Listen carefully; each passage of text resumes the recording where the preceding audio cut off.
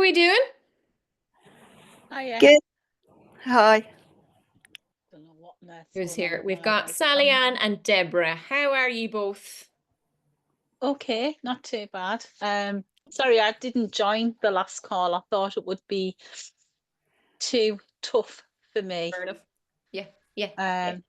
So I mean, it's just since my dad died, more of a case of my mum with the dementia. Yeah, yeah, Um, yeah. so my counsellor said I was grieving for my mum, and it's an ongoing thing. And Growing I just thing. thought, Yeah. I'm not crying on camera again. Done it too many times now. Yeah. So Yeah, but you're I working might, through it, which is yeah, I great. might listen to it in on catch up when Yeah, I'm by myself. yeah, Um, yeah, but exactly. I don't even know if I want to do that, if I'm Yeah, honest with no, you. that's fine. Yeah, yeah, Hmm. absolutely. And as in some topics, as we know, depending on the place we are in our lives and with our mindset and things like that, some topics are going to be really relevant for us and something we really need to engage in.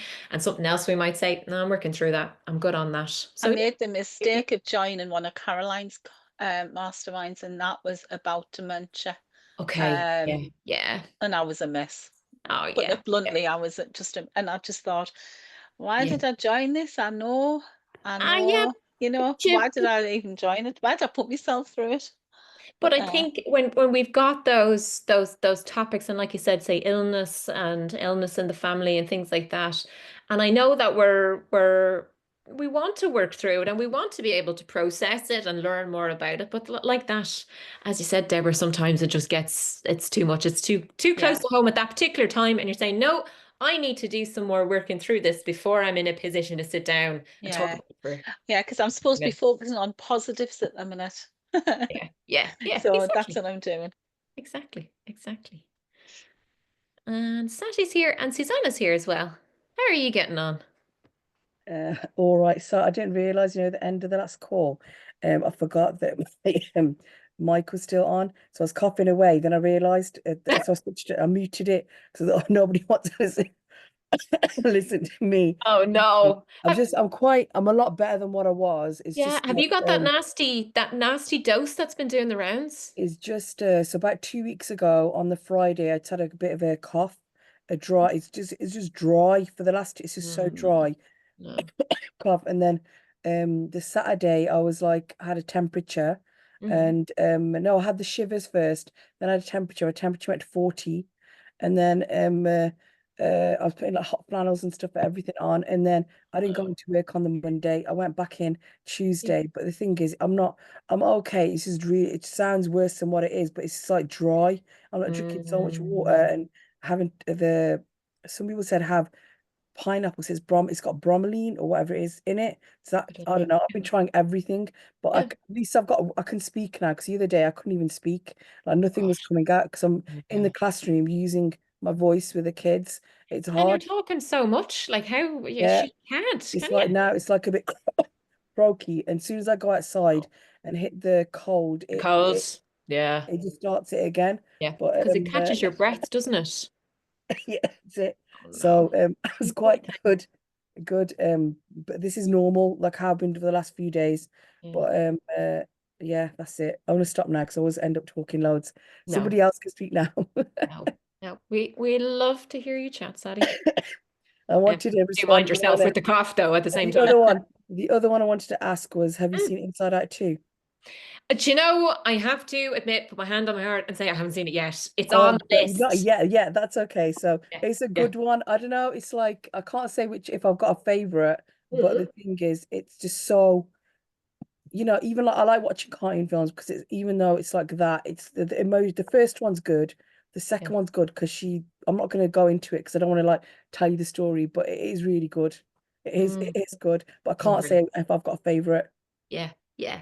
Oh, I mean, it's such a brilliant idea, just a brilliant concept to be able to, because I mean, our emotions are such complex ideas. Like it's hard to make sense of them and to be able to illustrate them so beautifully and illustrate our experiences with those emotions. And it's very accessible as well. Because sometimes it can be hard to face our emotions head on, but whereas if we can see them in a different in a different context, it's easier for us to work through them. Yeah, it's true. And then what you mentioned earlier on, it's true that you have to experience everything. You can't shut out, oh, I'm not going to be angry, I'm not going to experience a joy or whatever it is. You have to through life, you're going to experience everything or every emotion. So you just got to embrace it and then be able to, whatever emotion it is, try and get over it. Or it's a good one. It's a good one. Makes you think. Yeah, absolutely. And you are right, because I think that's a false idea that we can single out those emotions and say, I'm going to numb that one and I'm going to feel that one. So I'll numb the sadness and then I'll feel all the joy. It doesn't work like that. You numb the sadness, you numb everything. And then you can't feel all of that good stuff. Yeah.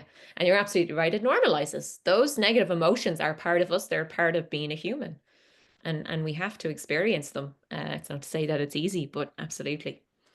And helping people to work through that. Yeah, absolutely. Haley, that's a beautiful dog. Is this the new rescue one who's been causing all sorts of chaos?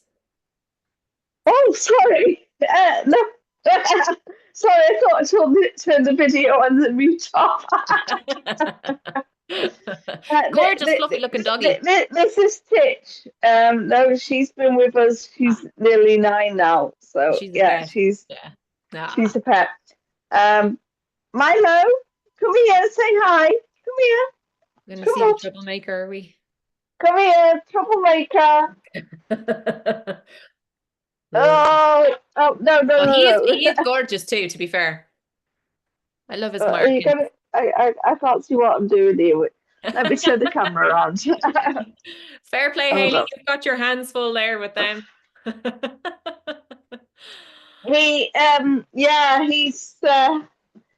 He's a boy and a half, but he's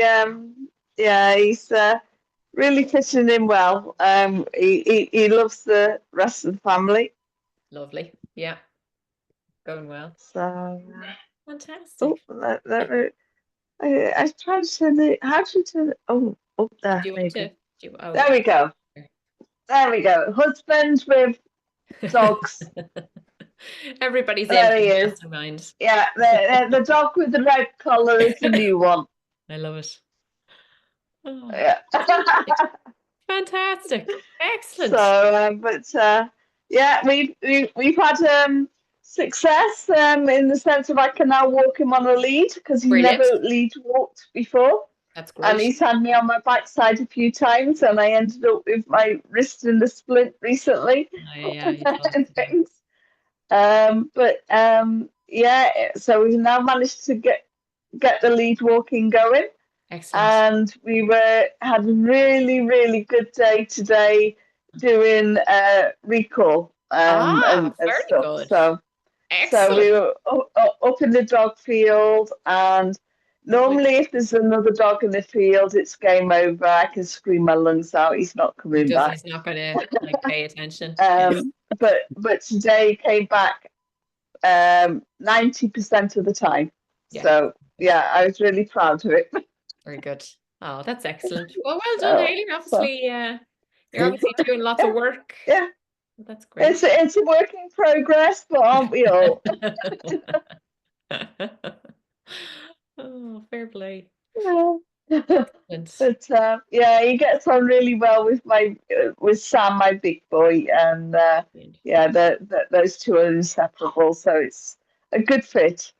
Excellent. So we formally adopted him last week. All the paperwork and everything was done, so he's now ours. Congratulations. That's fantastic. So we are officially foster failures. Foster failures. Growing a bigger family now.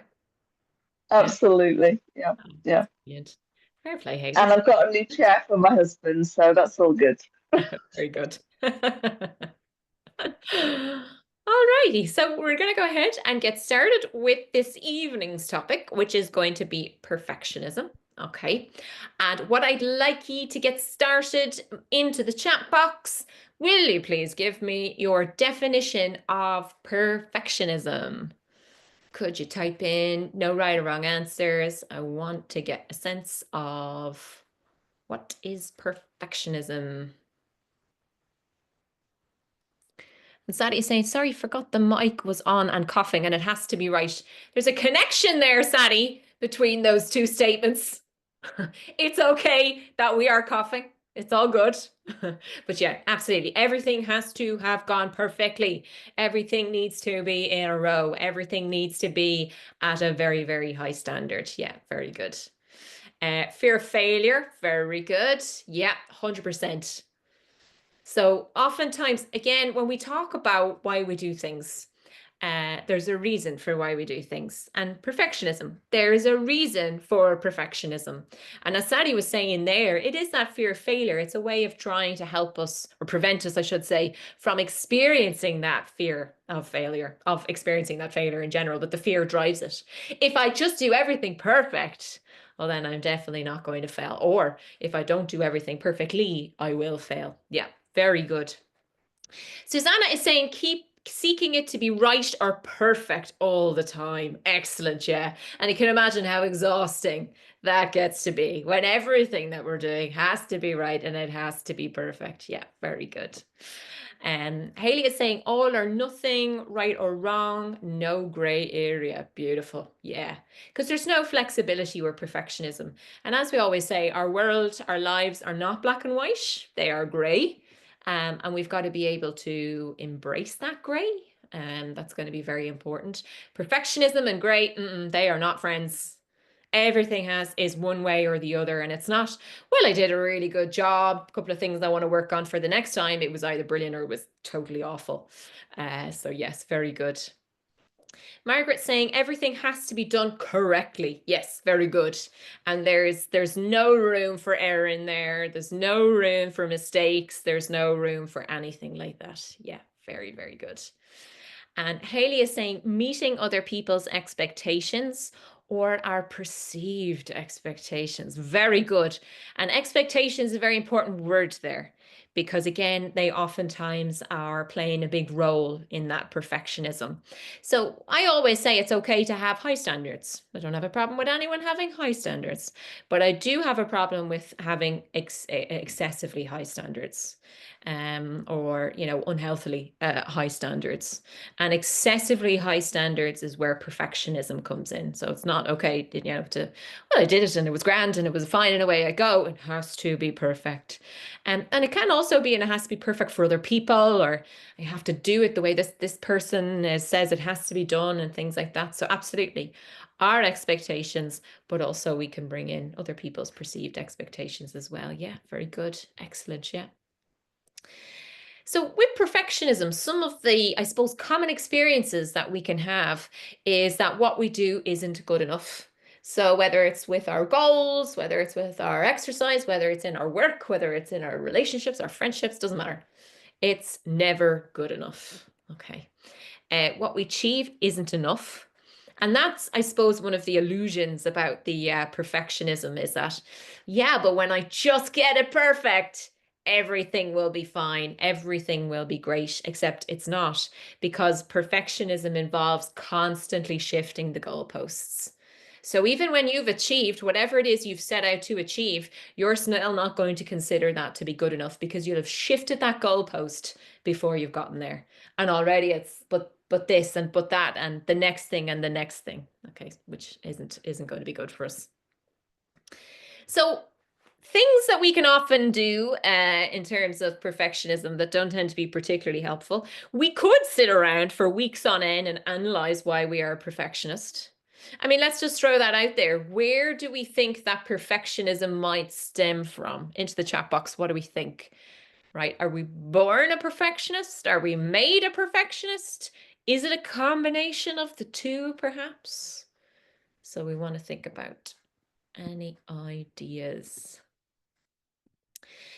Deborah's saying, for me, it's feeling so disappointed in myself that I forget what I have achieved. Very good. And that's a very important part of perfectionism, is that we just dismiss, it's like, yeah, but you should have done that. Yeah, but that was expected. You're not allowed to acknowledge that that's an achievement and you did a really good job. We've always got to be able to put it down. So absolutely. And that disappointment in myself, whew, that's so harsh, isn't it?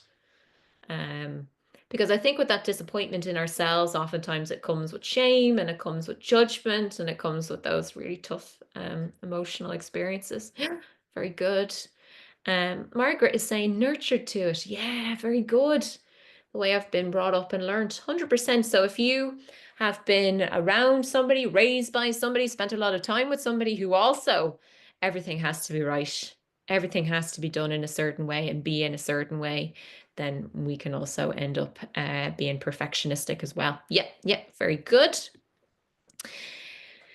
Susan, oh, sorry, the comment's gone. Suzanne is saying insecurity, mother, upbringing, expectations of others, and expectations of self. Yeah, excellent. So let's go through this. So the first one, perfectionism is seen as a, well, if I can do this perfectly, then I could feel good enough. Or if I can achieve at this, then I'm good enough. Yeah, very good. Parents, very influential. Mothers, yeah, very good. Especially if you're hearing that what you're doing isn't enough or you're not enough. And then you're seeking out a way in which to try and be enough. Yeah. And again, that you not being enough is not the case. That's to do with the person and how they're feeling. That's nothing to do with us, but it's understandable we take it personally, even though it is not personal. Upbringing as well, very good. Yeah, expectations of others. Yeah, yeah, brilliant. And sometimes it is that, you know, we can set these very high standards for ourselves, and then we also set them for other people, which can cause us problems too. Yeah, very good. And again, you know, questioning, am I being realistic with myself and what I'm asking of myself to do? Deborah saying, it's new for me, to be honest. I think part of it that I've achieved so much that when my progress has stalled for whatever reason, I feel disappointed. Aha, very good. So now we're looking at our interpretation of the inevitable stall. Everyone stalls, that's part of life. But it is down to that interpretation, isn't it? Yep. And one of the ways that we've got to be able to manage that interpretation is, as you said there, reminding us of how much we have achieved so far. We're very good at looking at what's next. We don't spend enough time going, look how far I've come and look at what I've achieved and the hard work that I've done, because it's just always to keep going, have to keep, and as I said, shifting those goalposts. Yeah, very, very good.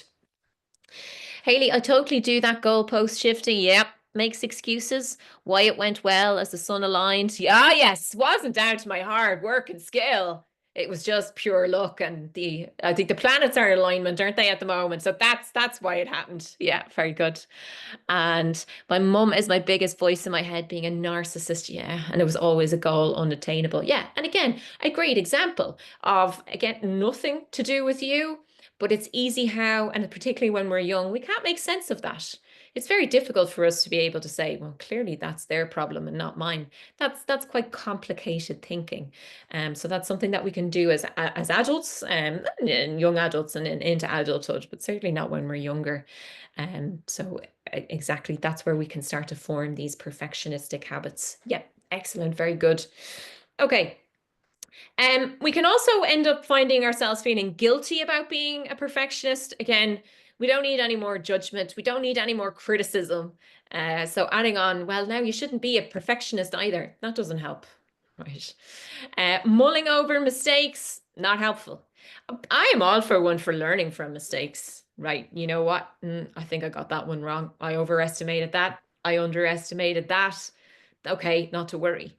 But 5 days later, you still don't need to be mulling over the mistakes. Or 5 months later, 5 years later, you still don't need to be mulling over them. Take the lesson, apply it. If there's consequences, deal with them. But we don't need to be mulling over it, right? That's not going to be helpful for us. Fix everything. Yeah, wouldn't it be great if we could do that? Just endeavor to fix everything. Not going to happen. My personal favorite, never make another mistake again. Yeah, I mean, wouldn't that be wonderful? Who on earth would not willingly say, geez, that'd be nice. Now, I know those amongst us who appreciate the learning that comes from mistakes will say, no, we need the mistakes for learning. But, you know, making mistakes, it doesn't tend to be a very pleasant experience. It tends to be quite negative. It comes with negative emotions, and that's okay. What we don't need to do is pile more of the shame and the guilt and all that rubbish stuff on top of it. That doesn't help. Learn from the mistake, we move forward, right? So we can agree that all of that seems ridiculous. it's not going to be helpful for us to do any of these things or endeavor to do any of these things. Okay, so we need to find that healthier alternative. And that perfectionism, just to point that out about all of the different areas where perfectionism can affect us. So it could be in work, it could be, I don't know, you're giving a talk, it could be you're going to a training, you're going to a class, you're throwing a party, any sort of scenario where you feel that there's a bar that I have to hit. I have to have this level of expectations, and I've got to be able to do this and perform at that. And then but I have to do it. It has to be at this level. And you set that bar way, way too high.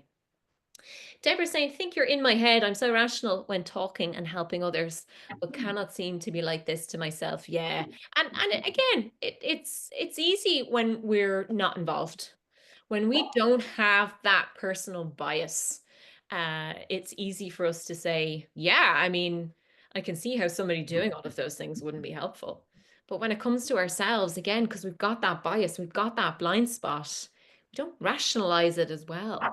But what you're saying there, Deborah, is really important, because taking that perspective is key. We've got to be able to switch out that perspective and see it as, well, I wouldn't expect somebody else that I like and care about to think about themselves in this way or hold themselves to this level of standard. But so why do I do that for myself? Now with that why, it's a curiosity. It's a, I do have these high standards for myself. But absolutely. And it just takes practice. But again, if you could do it for other people, that's where we build from. Yeah. Perfect seems like a good thing. As we said, who would want to make mistakes, fail, and be imperfect? Okay. Who doesn't want to score all the points, win all the medals? Who wouldn't be striving for those things? Shouldn't we push for this? Isn't it a good thing? Theoretically, we might get some good things out of this. Like you said, you might get some, achievements out of it or good things out of it. However, there's a very dark side to perfectionism. And this is where all the negative consequences come about as a result of perfectionism. So if I was to ask you into the chat, can you give me the negative consequences of perfectionism? When we are expecting perfection and we are perfectionistic in what we are doing, can anybody tell me what might be some of the negative consequences that we are going to experience? Any ideas? And Deborah is saying low mood. Absolutely. Yeah. Because if you're, as I said, in that place where nothing that you're ever doing is good enough, that is not going to be good for our mood. And it's also not going to be good for our motivation. Exactly. And those two overlap with each other too. So if we are struggling with low mood, it can be very hard for us to be motivated. So absolutely, those two go hand in hand. Yep, 100%. And Sally is saying fear of failure. Yeah, excellent. And again, fear of failure can be very paralyzing. It can be very restrictive. It can cause us to avoid things and avoid doing the things that would help us to get to where we want to go to. Yeah, but absolutely. Yeah. Sam is saying inertia, because you have to do everything perfectly. Yes, exactly. And you can imagine how mentally and physically what that's like to have to be perfect all of the time. It's not possible. It's not going to happen. And again, that's something that we have to do as humans, is accept it. We don't accept perfectionism from other people, but yet we expect it from ourselves. We can be tolerant of other people's mistakes. We can be tolerant of this, that, and the other, but we don't or not as well apply the same ideas to ourselves. Yeah, very good. Susanna is saying it puts ridiculous amounts of pressure and stress and demoralizing. Very good. Yeah. Excellent. And that pressure just compounds us more and more, and we get more and more stressed.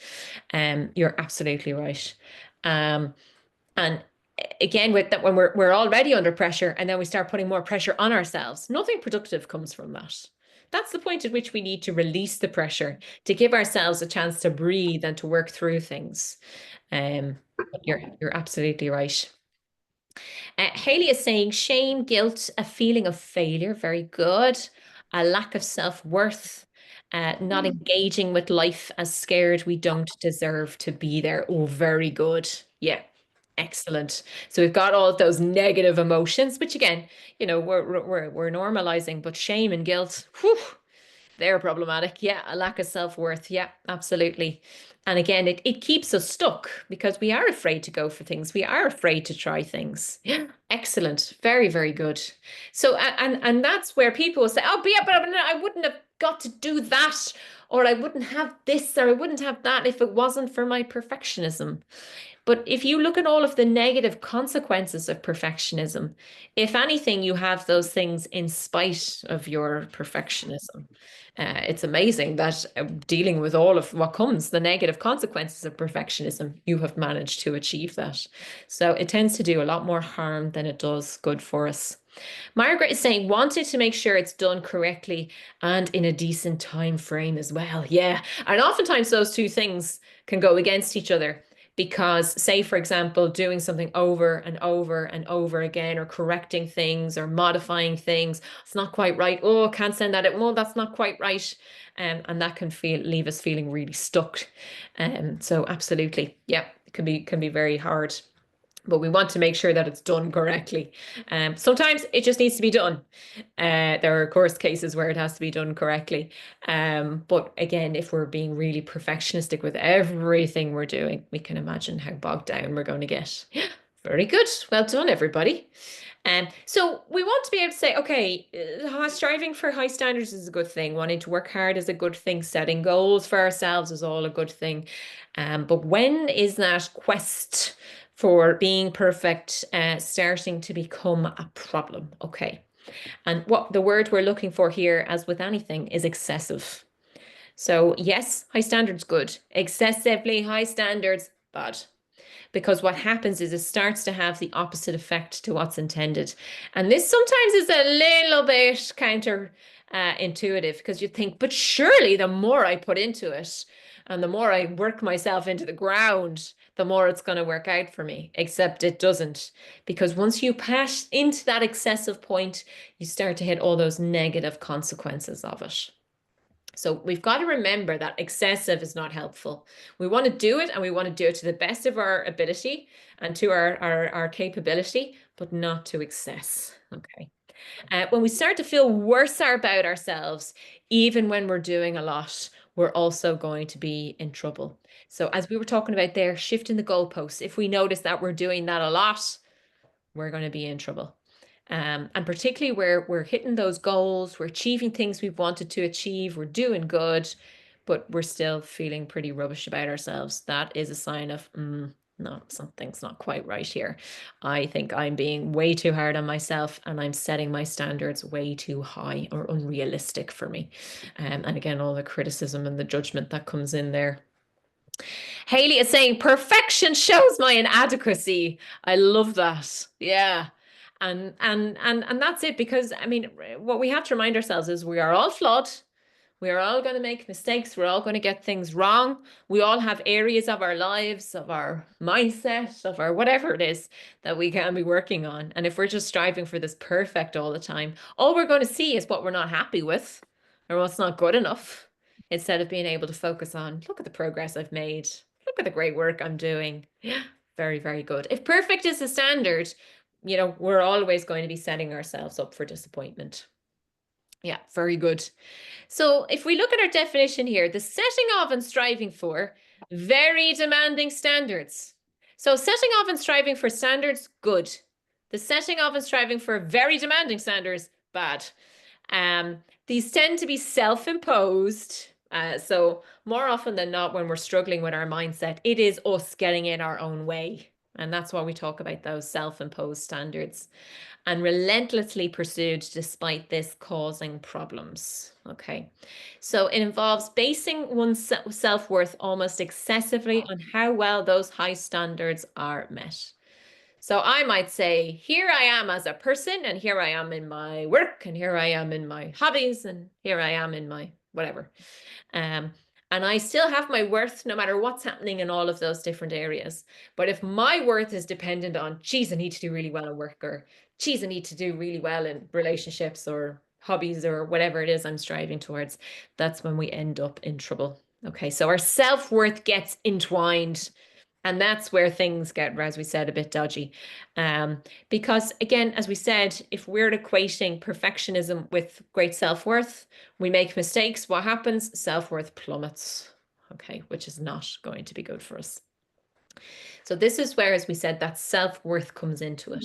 And that's why we talk about we've got to be able to do that self-worth separately. We have to know who we are outside of our goals. Yes, our goals are a part of it, of course, but we also have to have that sense of who we are, because that, again, keeps us balanced, keeps us striving, keeps us going for those standards. We're setting those standards, we want to reach them, but not those very demanding standards, those ones that are going to be very difficult, if not near impossible for us. And then all we're going to do is be hard on ourselves. That's not useful.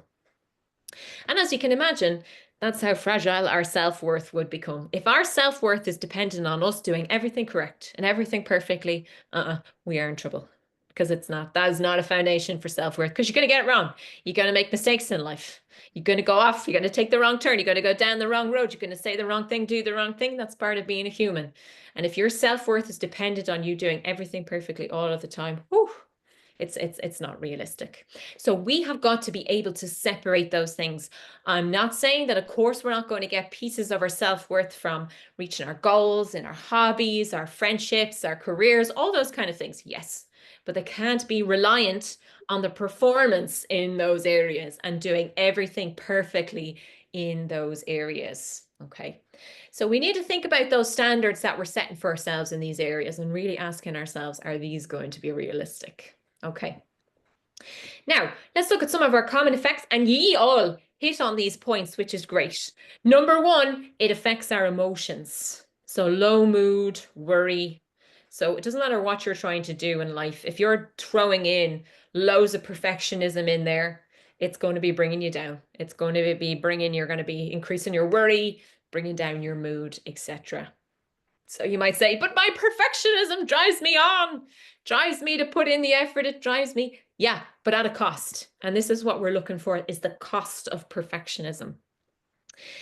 Physical tiredness, poor sleep, muscle tension. Okay, so all of these things. And as you can imagine, that just feeds into it more. And then it's very hard for us to be quote unquote perfect when we're feeling tired and struggling and tense and all of those things. So you can imagine the effect that that has on us. Haley is saying, who sets the standards in the first place? Well, that's such a beautiful question, Haley, because it's a question that I love to answer. Because people will say, but I should be this and I should be that. And I must be this and I must be that. And I'll always ask, where'd you get that? Where's that written down? Is there a book of things that Haley should be that was published somewhere and it's scientific fact? No, there isn't. So if it's not from the book that you got it, where did you take it from, right? And if you just took it from somewhere, then you can change it. You can challenge it and you can change it. So yeah, Haley, you're absolutely right. With perfectionism, we tend to see a lot more unhelpful thinking habits. So if you are someone who tends to ruminate, for example, yes, you've made a mistake. Don't need to still be thinking about it 5 days later, 5 months later, 5 years later. Not helpful. Catastrophizing, same thing. Oh, Near, I've made a mistake. And oh no, and from this mistake, this is going to happen, then that's going to happen, then that's going to happen. And we've gone way down to the worst case scenario as a result of this one mistake. Okay. And again, it's not healthy for us to go down that road. Right now, it's okay to start going down that road, catch yourself, bring yourself back, but don't go all the way down to that worst case scenario. 9 times out of 10, that doesn't happen.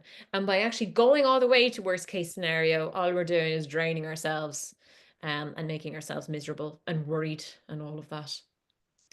Margaret, you've sneaked on at work. Oh, good, Margaret. Do watch at the end and hope you get through work okay. Good to see you, Margaret. I love that. We're multitasking. Okay, so increased self-criticism, low self-esteem. You can see they're all interconnected. So behaviors, what do? Repeated checking. Let me check that email 25 times before I send it. Or let me check the, I don't know, chicken that I've cooked is perfect or is seasoned to the way that I want it before I feed it to my family. Or let me check that this outfit that I'm wearing is absolutely perfect before I go out, right? That's repeated checking. Excessive time spent on tasks. I'm not saying that spending a lot of time on a task, right? There are times when we've got to really invest our time in things like that, but not to the point that it's excessive, right? We all know that point where we're saying, okay, I think I've done enough here. It's time to send that email. I've read it over. It's fine. Deborah is saying, delete your messages to your coach. Something I am trying to stop doing. Very good. Yeah, excellent. Oh yeah, but what if they read it like that? Or what if they don't do that? And what if they think that? And what if they that? Send a message. Yeah. And that's good. But well done, Deborah, because you're setting that standard saying, no, I'm sending the message. Absolutely. And we've got being over thorough. Okay, so again, maybe you're writing an article for a newsletter or something, and you've read over it and over it and over it. And did I get that right? And should I check? And would you read that article for me before I submit it for the newsletter? Is that okay? Asking everyone, is that all right? Do you think that's okay? Do you think I should go with that? Perfectionism. Procrastination, just putting it off. And then avoidance is, I suppose, at the far end of the scale where we just go, I'm overwhelmed. It's not going to be perfect. And I'm mentally checking out from it. Yeah, very good. It's often seen in high achievers, the more they achieve, the worse they feel about themselves, which is very sad when you put it like that.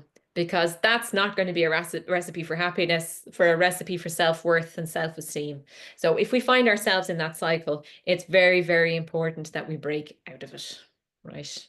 We've got to be able to say, I did that thing, however small it is, and I'm delighted with it.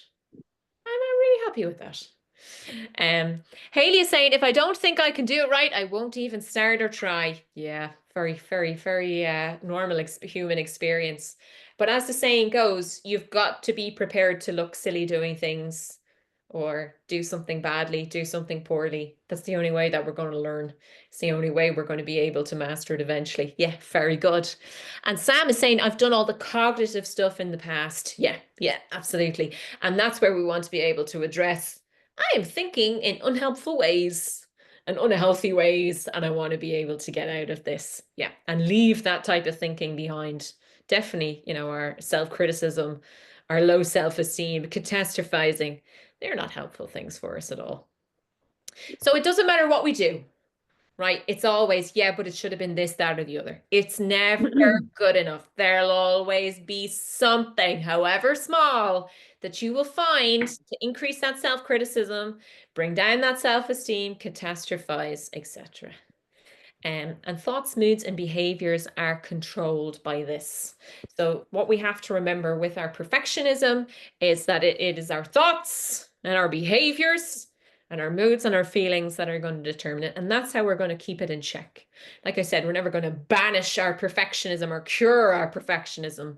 That's we move away from the cure idea, but we certainly can manage it and keep it at bay so that we could set the standards and set high standards, but not the excessive. So stopping ourselves going over that line to the excessive, that's what's really, really important. Okay, so some of our signs. And if you ever say yes to any of these things, that might mean we need to get our perfectionism in check. You assume our success is down to external causes. Like I said, sure, all the planets are aligned. That's why it happened. Or sure, it was only because those other people weren't there. Or sure, they went easy on me in that competition. Or it's never, I did great. Delighted myself. Difficulty accepting other compliments or positive feedback. You're looking great. Geez, you did fantastic in that class. Oh, sure. No, I really wasn't. I wasn't happy with that at all. Didn't think I didn't do good enough. Also, doesn't make the person who's giving you the positive feedback or the compliment feel particularly great. People don't really like when you rubbish your compliments that you're giving them. So both people end up feel pretty rubbish. Fear that people eventually discover that we're less valuable than we seem. So I'll keep on achieving. So everyone's like, gosh, look at what this person is achieving. You also dread evaluation. When you get that, I don't know, report in work or in your hobby, and someone's like, I'm going to give you feedback, I'm going to give you your thoughts, and you're thinking, no, definitely not. Why? Because you're full to the brim of that criticism. You're full to the brim of that, I don't think this is good enough. And then someone else adding more on top, adding more of that criticism and that feedback, as you can imagine, you're thinking, I can't cope with that.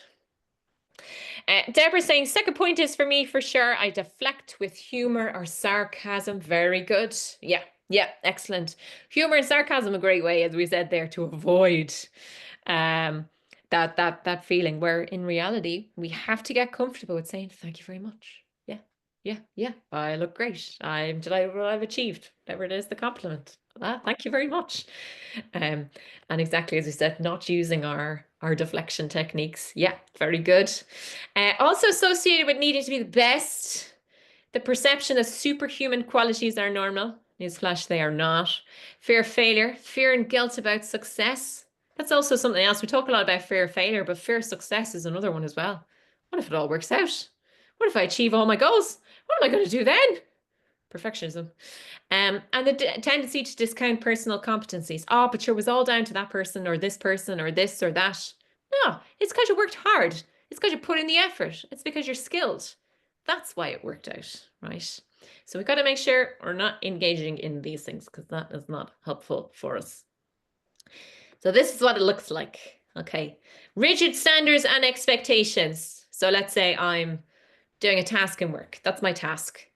I temporarily meet the standard. Yeah, I'm happy with that piece of work I've produced. Doesn't meet the standard. No, I'm not happy with that piece of work. Or I avoid altogether. That's overwhelming. I don't want to do that. I don't even want to start it. I'm just going to leave it there and ignore it and hope it goes away. Okay. And then with our perfectionism, even if we meet the standard where the piece of work is good, we undermine it. Yeah, but it could have been better. Or yeah, that's because Joanne really helped you with that, right? What does that lead to? Self-criticism. Or maybe the work isn't up to the particular standard. What happens? Self-criticism. Or we don't do the work at all and we procrastinate and avoid it. And then what happens? Self-criticism. So we are constantly trapped in this loop of self-criticism, right? Which does not do anything for us. So what I would like you to do in the breakout rooms, I want you to say, how can we manage this perfectionism, right? So we've talked a little bit, we've already talked about the impact that it can have, but even thinking about the impact on our goals and how can we best manage our perfectionism? So if we find ourselves engaging in those ways of thinking, engaging in those ways of behaving, then we want to ask ourselves, how can I get myself out of this? How can we manage it? So I want you to have a brief chat. We just have a couple of minutes in the breakout rooms. So I'll just set them up here. So the impact of perfectionism, which we chat a little bit about, and then also how we go about managing it. Alrighty, I'll open the rooms there and away you go.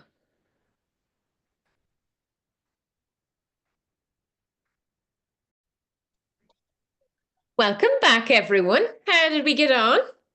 I think I hogged the call, to be honest. All right. Not intentionally, but then we ran out of time. Suzanne never had a chance to get a bloody word in about her experience. So sorry. No, nothing to apologize. It was really good, and there was lots of resonance for me in what you were saying, and I thought it was really powerful what you were saying. It was really good. So thank you for sharing. Oh, thank you. Getting better at taking a compliment. I hope you Well noticed done. that, Aoife. Well done. Do you want to share some snippets or give us a synopsis? Well, it was really about my personal journey, obviously. Yes. And it was about what I was trying to do to reframe things. So started journaling and saying my affirmations again, because the impact it has on me is low mood, end up being very emotional, end up turning to emotional eating, lose sight of everything I've achieved and just focus on the number on the scales, which I'm going to not get upset because it is upsetting. So then so I signed up for the 2 for 1 last week, because I feel in my mind last year I was a no, now it happened. Obviously David disagrees.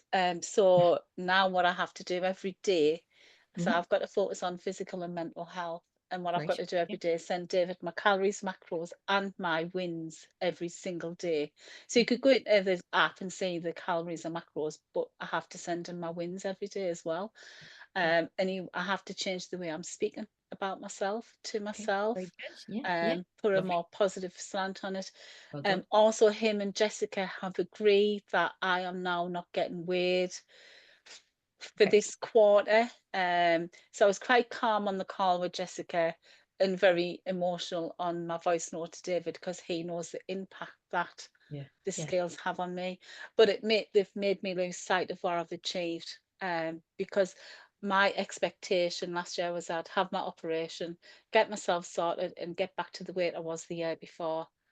And I didn't, and I was devastated. So as far as I was concerned, last year was crap, because I didn't get to that number. I did lose weight and I did get back to shape and I did get back to full fitness and everything, but I wasn't that number on the scales what I had been the year before. And I really let that just, David asked me what my achievements were for last year and I couldn't think of any. I said I didn't have none. So as you can imagine, he wasn't impressed. So it was all about like reframing how I think about myself and actually looking for wins and every single day, journaling, doing my affirmation things what I'm uncomfortable with, actually journaling and affirmations, but I am trying to do them. And I can feel a shift, a positive shift already straight away. So that's what I said to David, by sending him my wins every day, that is really helping me focus again on the wins. So hopefully when I come do my report tomorrow, it should be easy because I've got all of the wins on my phone. You'll be in that frame of mind. That's what I shared. Fantastic. Well done. That's brilliant. You had a great discussion. And room to Sally Ann, Sam and Sashi. How did you get on? We got on good, but it was like we didn't have that much time. But I had some notes from last time when we did this. So we just went through those first, and we just discussed our own issue, like how we are with this topic. So the first question was, what impact can perfectionism have on our goals? So you can become distracted from what you want to achieve, what you've set yourself out to be, like your goals, because you're too focused on being perfect. You can get overwhelmed, and it can be exhausting as well, trying to be perfect all the time. Absolutely. Mentally, physically, emotionally, mentally and physically, exhausted. And then you're self-critical. You might take it out on others, absolutely, as well as not self-caring for yourself. There's nobody to do it. You might think, oh, nobody's going to do it the way that you do it. That's what so you might be intolerant of others. If you don't achieve your goals, you can become more self-critical. You can become more unapproachable, as you may not show vulnerability, not delegating out because you think that you're going to do it better than anybody else, or that you're stopping others from getting skilled up. This is at work, or it could be at home as well. Comparing, you might set yourself unrealistic targets, like you mentioned earlier. You think, what if I keep on failing because you're not going to get to that perfect state, but what if you don't, because you stop doing it because you're not trying. If you've had one, I like the one that Sam said, if you have one bad day, it doesn't mean that the rest of the week doesn't have to be bad. Good. On the other side, oh my God, my voice is being croaky now. So how can we best manage our, I'm going to be quick, how can we best manage our perfectionism? Compartmentalize. So I know that Alex mentioned to us ages ago, like the 4Ds, like you can either do it, delegate, or delete it, or delay it. Don't beat yourself up if you can't get to that, because if you set yourself unrealistic target, you can't get to that bit. Just set your, make sure you're realistic. Don't give yourself too much to do, and chunk it down. Address your insecurities. Sorry, I'm a bit croaky now. That's all good. Why does it? This is how I get. It's going to get even croakier. Why does it have to be perfect? Does it have to be perfect? Whatever you try. Does it? Well, there you go. Perfect, right? What is it? What is it that you want to get by being perfect? So celebrate the wins and then move on to the next towards perfection. Well done. Praise yourself at different stages. It doesn't have to be to get the whole thing done. But then rather than being negative about, oh, I haven't got this, reached to this bit, but praise yourself to what you have done instead of like, then That's when chunking it down. Striving for something that is not a failure, it's an attempt to do something. And sorry, measure backwards. So look at your progress photos, and you are your own go that biggest way. competition. Yeah. And you are on your own journey. Brilliant. Yeah. And you touched on something important there as well, which we hadn't mentioned earlier on, and that was kind of the effect it has on our relationships with other people. Because like that, if you kind of feel like, well, I'm the only person who can do it, or it has to be done this or that way, and that can annoy people and that can affect our relationships. But I think your suggestions are fantastic. And it really is about recognizing that perfectionism is doing more harm than good. And we've got to be able to manage it. It's not we can't banish it, we can't cure it, but we've got to be able to manage it. And the suggestions you made there are excellent. Well done. Really, really good discussions. So listen, excellent stuff, guys. It was great to see you all. Really, really good work and great discussions this evening. And Catherine's here next week, and I will see you again then in 2 weeks' time. Thank you, Aoife. Thanks, everybody. Take care, Thanks a everybody. lot. Thank Have a great you. evening. Thank Bye. you. Bye. Bye. Thanks, bye.